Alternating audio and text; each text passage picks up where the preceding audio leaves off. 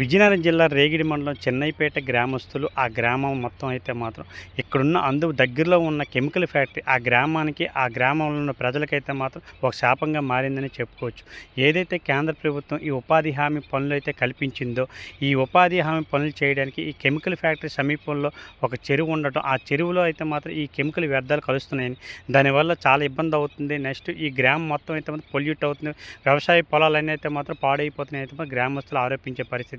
వాళ్ళ బాధ అయితే మాత్రం మనతో చెప్పుకోవడానికి అయితే మన ముందుకు వచ్చారు. వాళ్ళతో మాట్లాడే ప్రయత్నించారు. అమ్మ చెప్పండి, ఈ ఫ్యాక్టరీ వల్ల ఎంత ఇబ్బంది పడుతున్నారు? మీ గ్రామంలో ఎంతమంది ఉన్నారు? ఇప్పుడు ఏం జరుగుతుంది?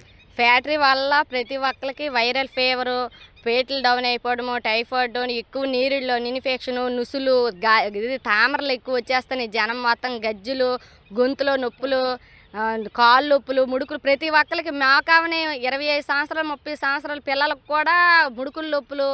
ప్రతి ఒక్కరు గ్రామస్తులు అందరికీ అనారోగ్యాలతో ఇదవుతారు. మేము ఎవరు చెప్పినా పట్టించుకోవడం లేదు.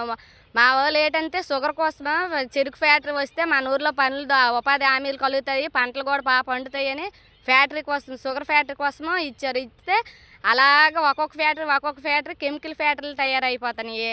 దానివల్ల మా గ్రామస్తులు అయితే బాగా ఇబ్బందులు పడుతున్నారు. ముసలోళ్ళు అవని, చిన్నపిల్లలు అవని, నడిగాలం అవని, పంటలు కూడా పండట్లేదు. వాళ్ళు కూడా ఎన్నాళ్ళలాగా మీరు చెరుకులు వేయండి, మీకు ఉపాధులు అవి ఇవన్నీ లేదు. మాకు ఇప్పుడు గవర్నమెంట్ ఉపాధి పని ఇస్తాండంటే అవి చేయడానికి భూమిలో నుంచి వాటర్ అనేది, కెమికల్ వాటర్ అనేది భూమి నుంచి వచ్చేస్తుంది. దానివల్ల మాకు ఉపాధి పని కూడా లేదు. వచ్చినా సరే ఏంటంటే మీకు వాటర్ ఉంది, మేమేం పని ఇస్తామనేసి అనేస్తాండ్రు ఉపాధి పనులు. మరి అందుకోసం మీరే మాకు ఎలాగైనా న్యాయం చేయాలి.